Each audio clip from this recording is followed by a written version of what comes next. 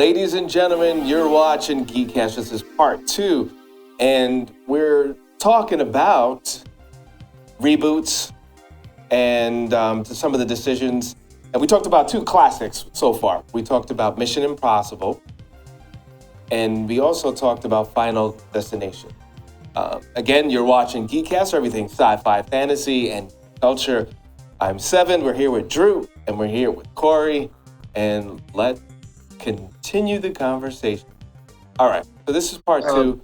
So we're talking about reboots, and some things just need not to happen. And that was interesting what you said, Drew. Like, well, why don't you just, especially when it comes to series, just promote the old stuff and just run it again, like almost like rerun it, maybe stream it. That's why we had reruns, and that's why things go into syndication. But what Corey was saying on, it's like younger audiences might feel that they don't have a bridge if they discover an original product. I disagree. If they like the original product, they've already got that bridge right there. It's a time capsule of whatever year or decade it was made, right. Early 2000s, 2010s, 1990s, 1980s. If younger audiences can still relate to it and they vibe with it and they enjoy it, you don't necessarily need to make a whole other reboot that's just tailored to their timeline or their like particular, the era that they're young. Sometimes I think it could work like with, what's the one comedy? It's an animated show, Clone High. Oh, interesting. You guys remember Clone High? I remember that, yeah. Okay. Clone High was an MTV show, like it was aired, I want to say like late 90s, early 2000s, right? I was a kid when it was on and I was watching it in real time. But like it went and had a season and then it went like it effectively got canceled, right? But then it got revived or like rebooted. I want to say like in 2020. Oh, so wow. we're talking like a good 10, 20 years after the fact. And what they did with the show is it's like, look, it's a different era. Times have changed, but we're still aware of what made the show fun originally. So they reference the old stuff. You have to kind of go back and watch the 2001 to kind of be able to continue events of the new series. So I would just use that as an example of you can make something like for a new age, but I kind of think that in that regard you would want to make it directly tethered to the source material, whatever year that was made.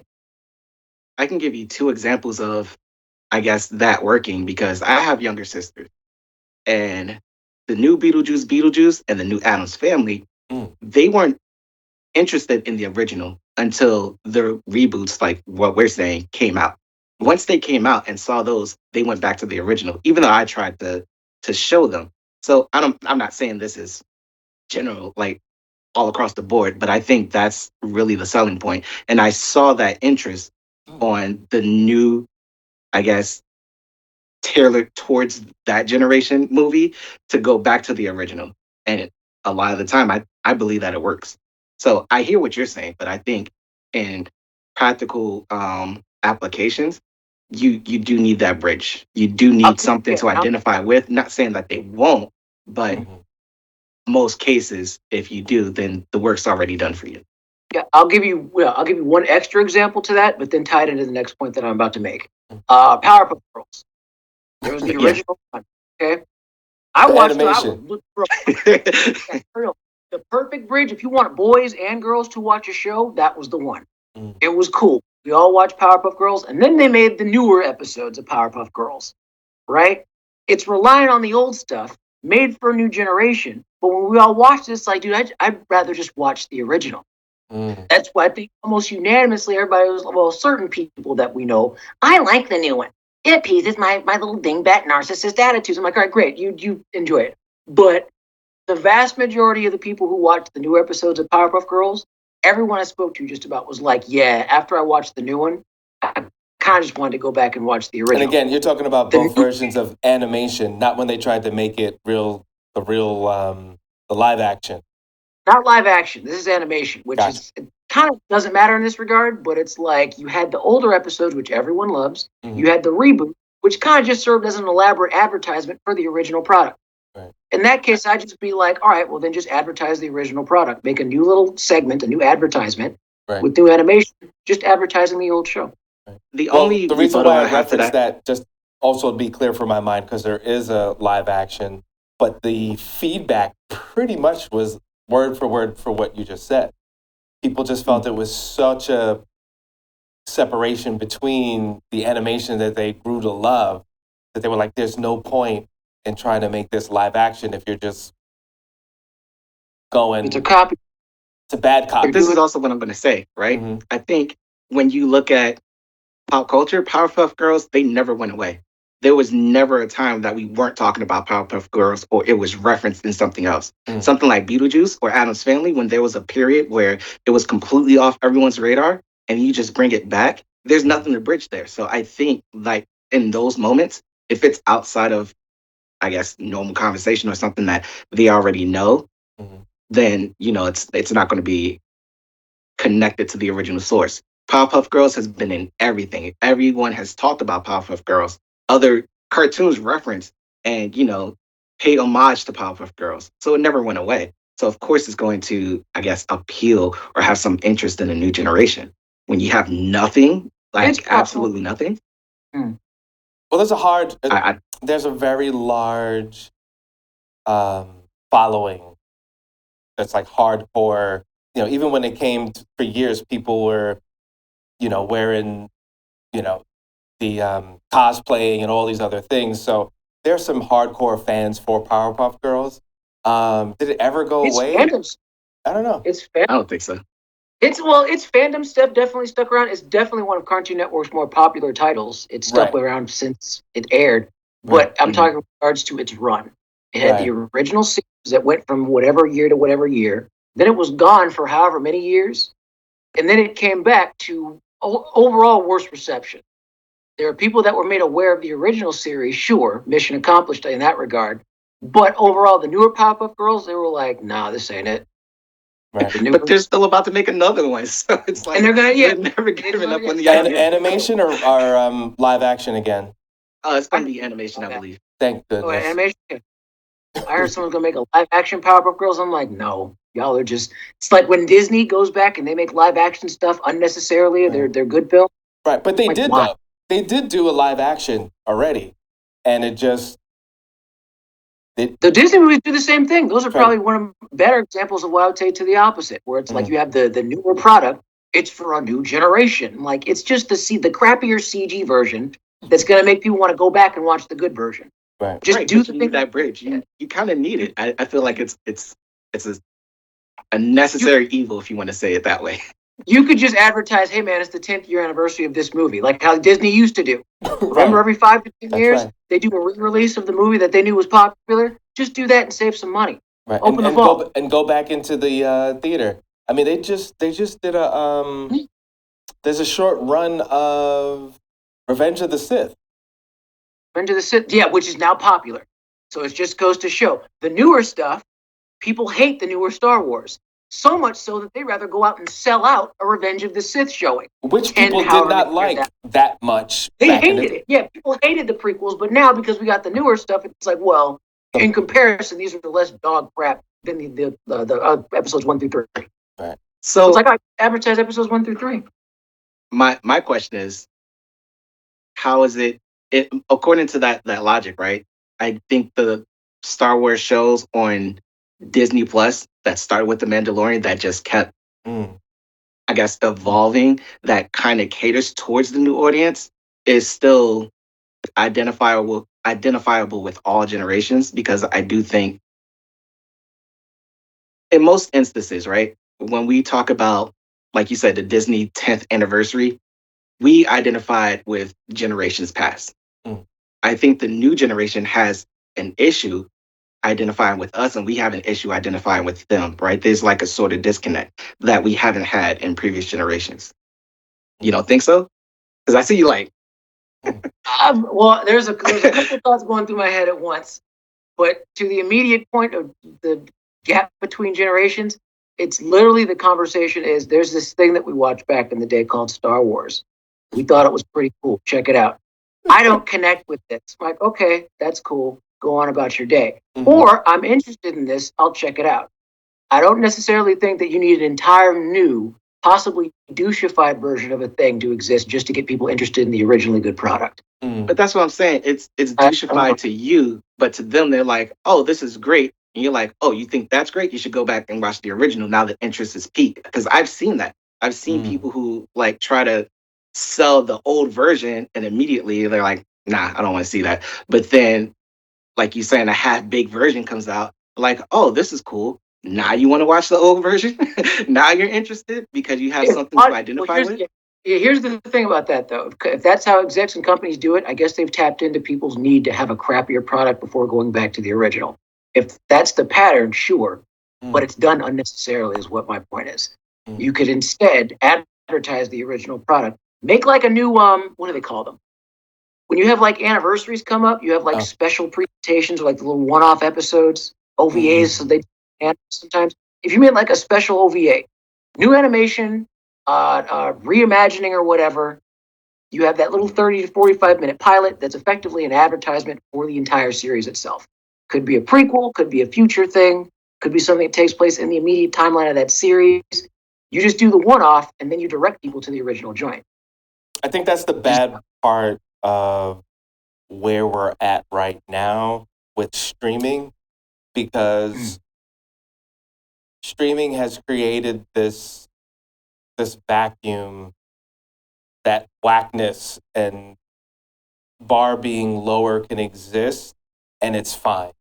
And what I mean by that is like they're at this point creating content to just keep your eyes, for the ads and stuff. So as long as we get you to come, I don't even care. And then you got people that really are fans of Star Wars that are executives and directors and stuff like that. And I think they're trying for the most part to do their best. But, it lands really off many, many times. Like Mandalorian was a really bad excuse. We didn't ask for Mandalorian. We wanted Boba Fett for years. For years. If you're a fan, you wanted something on Boba Fett. Why'd you give us the Mandalorian? And when you actually gave us Boba Fett, he wasn't even Boba Fett. No. Clean that one up. No. Mandalorian, nobody asked for, but we got, and he was awesome. Everyone asked for Boba Fett, and it sucked. Because Boba Fett is a trash character. One of the most overrated characters in fiction is Boba Fett. He was lame. Oh, shots fired. That is hot take. If you're a Boba Fett fan, I'm sorry that your standards are that low for an interesting character. He can't do what he's supposed to do. He's a bounty hunter that perpetually sucks, right? His biggest claim to fame is, I swear, goofying himself into the mouth of a creature. Remember when his jetpack goes acme and he falls in the Starlight? Like, he sucked. And then he got a whole show that was boring, and he continued to suck. He sucked so much that the whole tail end of his series had to be Mandalorian season 2.3. Or no. He was between season 1 and 2. So Mandalorian season 1.5. He had I have to sit back. Me and Simon just said, that's your hot take. Don't come for us. That's Drew's hot take. Come on. That's my hot take. That's just facts, dog. That's just There were a lot of Boba Fett, I guess, fans from... I'm just gonna take a nap because you just fired me out, man. I don't have any more explosions left. Like this is even going back to the films, because I've had this conversation with people. In Empire Strikes Back, which is my favorite, right? Okay. Boba Fett's supposed to be a bounty hunter, right? He's no good to me dead and all that stuff, right? I'll track him down for you. When he finds Han, he's supposed to find Han in the Cloud City. He finds Han. He doesn't confront Han.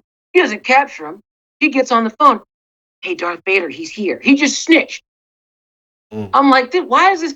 This is cool. This is a cool character to you. And then he threw himself in the Starlight Pit in the second one. Those are his two big contributions to the series. He snitched and then acted himself into a monster. He's so cool. I leave Boba Fett needs his own series. It's like I'm cutting onions and he just destroying my childhood. Just like, come on. Boba Fett sucked, but Mandalorian was good. At least for that first season and a half before it became everybody else's show. He was the better character. I still remember before cosplay was cosplay as we know today. Star Wars fans, you saw Han Solo, you saw Luke, and you saw Boba Fett. You saw people dress up as him, from years past. He's always been a staple. Yeah, fueled on empty cups for no reason because his toys. I know why. Because his toys sold out once upon a time. I did the research on this. Why is Boba Fett popular? When his toy initially came out, he sold out. Mm-hmm. That's basically it. Crap character, but he sold out once upon a time. Well, I would say this. If they did what they needed to do on the Boba Fett series, we would have said Mandalorian who, but they didn't do what they needed to do. The Mandalorian's better. You know, He's and just also, better. I get the fact that Favreau got the blessing to create a character, and your girl Corey is playing Ahsoka Tano, Ahsoka. right? Ahsoka. Oh. Ahsoka. Yeah, Ahsoka. And but and then I saw something on online saying that she's one of the best Jedi, and they really built her up, and and all other stuff. And if Darth Vader is supposed to be the best and the most powerful Jedi, you can't go back in time and now build up someone to be this amazing. It kind of takes away from. It takes away from Luke. It takes away from Darth Vader. I don't think they ever should have done that. I disagree. I disagree with that. And then where's Darth Maul? Because Darth Maul was banging. Sidebar. Yep. They might be doing a Darth Maul series. Yeah, he's still a thing. If you haven't watched the Clone Wars series, he comes up and he's like one of the most beloved villains in the Star Wars franchise. Right. He was the best part of Phantom Menace by far. 100%. To your Ahsoka and Darth Vader thing, I disagree with that. Because even as like a casual Star Wars fan, I do kind of like the idea. I understand the idea that during his time as a Jedi, Anakin trained other people. Right. He was a Jedi like Lord, right? And Ahsoka she's known from what I've seen and from what I know of her, she was just one of his like apprentices, but she was not even just one. She was his best apprentice. Right. I don't think that takes away from him. I think that adds to his side as a Jedi. That adds to his history with them. Because when you see her later on, she's become effectively like the Jedi that he never got to or never became effectively. She's like the samurai that was, I swear, if you transplanted her personality onto Anakin, they'd effectively be the same person if Obi-Wan was in the mix. If that makes any sense. Drew's getting another fire. Drew's dropping bombs today. He's getting all deep. No, because I have a hot take that neither one of you are going to agree with, but I think that there's a real basis to it. I kind of want Jar Jar Binks to come back. Because I feel like he's really... Yeah. Show's over, folks. I know I just what are we doing here? Hold on. Listen. Let me tell you something. What happened? Look, he's a caricature. Yes, we know. But this is my opinion, right? Oh, God. I got to sit back. I think the person who ever wrote Jar Jar Binks was an anime fan. Because when you look at Jar Jar Binks, right, and you actually look at his scenes, and there are people who've broken down his scenes on YouTube. Right. He's actually a Jedi master, and you can see him, even though with all his flailings, he somehow keeps himself safe and keeps people around him safe. We never really had that in depth. He just came out of nowhere, and people hated him. But if we had a backstory on Jar Jar, I feel like he would get a little bit more respect. Fan, the conspiracy theory that Jar Jar was really a secretly a Sith or secretly a Jedi, and he was bumbling his way. I wouldn't go that far. But he was a Jedi master. Buckle down, Corey. Not that. No. I want backstory on Jar Jar. You better double down on that. 7. Do you remember when we brought this up? I swear we just talked about this. We did. The whole Jar Jar Binks thing, didn't we? We were like, people try to keep it alive. I didn't know we had one right here. Corey. Oh yeah. I'm right here. I'm for it. I didn't know we had one among us right here.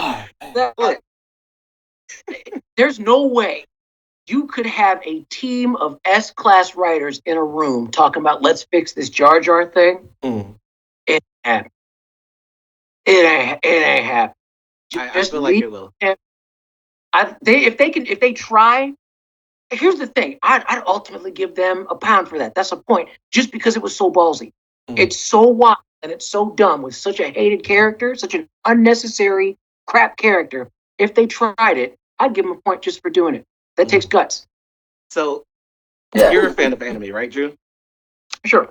Yeah. How many series have you found the comic relief, the bumbling idiot, or the person you think who has no business being in the group or in the anime somehow have the dopest power, the dopest backstory, and just a newfound appreciation for being in that series? It's a I feel common like it's a common approach that happens in anime, but I'll say it this much: when it comes I feel like to that's Jar America, Jar. yeah, you can. I see where you're going with that. Under better right, if you gave it to Japanese writers, people that write anime or shonen and can do that character archetype, I'd be like, okay, go ahead, give it a shot. We've seen it. You're right. We've seen that plenty of times. Just freestyling off the top of my head, Naruto. One of the villains, one of the more jokey villains, Obito, right? Yeah. He shows up in this group called the Akatsuki, and out of this team of badasses, badass rogue vigilante ninjas, you have him who's like cracking jokes. He's almost like their Deadpool. Yeah. But then you come to find out he's the most terrifying villain of all of them, because that was just all a facade. If they could write, oh God, help me. If they could write Jar Jar to be like Obito from Naruto, that'd be kind of cool. I just want the guy who came up with Jar Jar to just give him his moment, and I guarantee you it would be. Well, you know what? They do have the flexibility to do that. Because think about it. We haven't seen him for a while. We don't really know that much about his species, like how long he lives. He could have trained with when everybody's scattered, right? With the Clone Wars, after the Clone Wars and stuff like that. I mean, it's possible that he could have trained and become a fighter. Maybe don't go as far as making him a Jedi, but he could have become some sort of warrior. The backlash was immediate. It was the day after it premiered. Everyone just went in on Jar Jar. Like, no one gave him a legitimate chance. Let's give him a chance. If they did, Corey, they'd have to go the Obito route. And I'm going to say it like this, Seven, to kind of clarify. Mm-hmm. It's not he learns to be a warrior. Mm-hmm. No, he's already. It's the idea that he's already, way back when Qui-Gon and Obi-Wan first met him, this dude was already of the Sith. He would have already been deeply ingrained in that. Gotcha. His whole life could have been. So he was just playing the bumbling fool.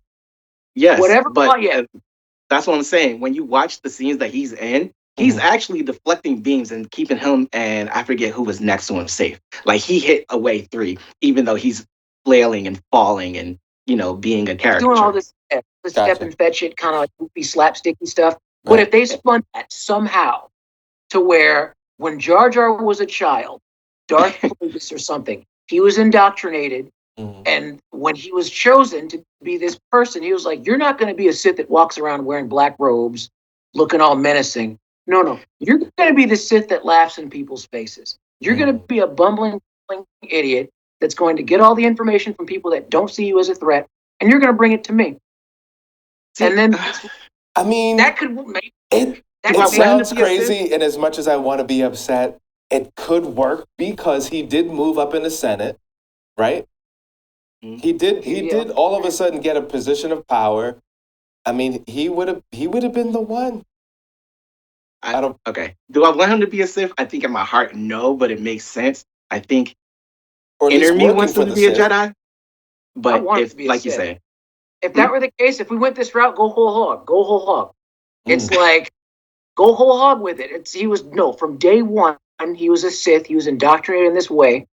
And I want like where you culminate that, where I would write that, it's like, Drew, write that in your head, where that finally comes to like, whoever realizes that Jar Jar is not who he actually is, he's got to play around with that whole personage. Misa called Jar Jar Binks. He like makes fun of this whole thing. It's got to be in his monologue or like a speech. Where he's completely, you guys, it was so easy. I just had to walk up and just put on this step and fetch it act. Misa called Jar Jar Binks. Misa takes you to the big place. You idiots, let me walk right in. Like that, he needs to have that moment with somebody in the Jedi Council. Maybe the Yoda. So if they do that, and also his voice, everything would have to change. All right, cool. He would change. He would have to go, Misa said, me, I'm about to kick your, like, whoa. Yeah. He has a big black voice. I start playing with that voice. That would be kind of cool. I'll give you that. Me so tired of this act. I'm ready to. Yeah, then when it's actually in his actual form, he's mad eloquent, deep voice, can articulate speech. It's just like the facade is gone. Right. That's the actual Jar Jar. Damn. So have I effectively brought two people onto my side? Would I go as far as making him a Sith? I wouldn't, but it makes sense. So I kind of got you guys on my side. I would accept that the most. No, I think that would be the only route that I would accept. All right, I need, for that particular iteration, you've convinced me, but I'll go this route. I'm one step beyond. You better go full Sith. You better be full corrupt Sith. Oh, no. All the way. And you know what? Honestly, the thing that justifies that route is because he moved up politically. Yeah. That's the part. That's the part that was because he was a bumbling idiot. So how did he move up in politics? Because they show him very calculated, right? Yeah, he was like kind of like the idiot ambassador, right? That eventually they gave him like fancy pimp robes, and I'm like, wait, what did Jar Jar do exactly? Right. What does he do? That's politically, he's a political figure now. This guy, okay, right? Fix that, right? Please fix that. So make that make sense. I think with and we'll talk about this Andor another show, but I think that I would like the future things with Star Wars to have a lot more thought, energy, and cleverness with it. I just feel that everything seems to be so safe, and they're trying to build these bridges between the animations and, well, this ended here, so then we're going to take this story here, but this part will be live action. Where that ends, we'll do that with the anime. Like, it's too much, especially if you're not invested in everything Star Wars. What if you just like the live stuff? You're going to miss out on so much information because you didn't watch this animation and that animation. I think that's a little unfair to the fans. The better stuff, we'll argue, is in the animated stuff. Visions, I still haven't watched that one. The anthology for Star Wars. Mm-hmm. They're saying that that's some of the best Star Wars stuff they've made in years. Really? The Clone Wars animated series. Right. That was like the Cartoon Network joint. That was some of the best Star Wars stuff that people claim in the series. So it was like, just make it work where you can, y'all. Make it work where you can. Well, they're saying the same about Andor too. Like the Andor is, if they're going to do anything live action, go the full drama route. Like, you know what I mean? Like if you're going to do this stuff, because they're not giving you 24/7 action, right? So then you got to go with drama. Then you really got to think it through and let the characters breathe and let them grow and let them, have conflict. And we see that in Andor, and we don't see that in a lot of the other live action series. And I think that's a fair critique. Andor's like a lot of political espionage stuff, right? Correct. And to build up to Rogue One. Which builds up to A New Hope. Yeah, you got a lot of sneaky stuff going on. It's not going to be, and often it's not going to be fast paced. It's a lot of sneaky behind the scenes subterfuge stuff, and then you have a chase, a shootout, someone gets abducted. It's very cloak and dagger stuff. Right. But people are liking Andor. I guess it's the one, like the second season got a lot more people on board than the first one did. Right. Stuff from season 1 seems to be paying off more for people in season 2. It moves a lot better. And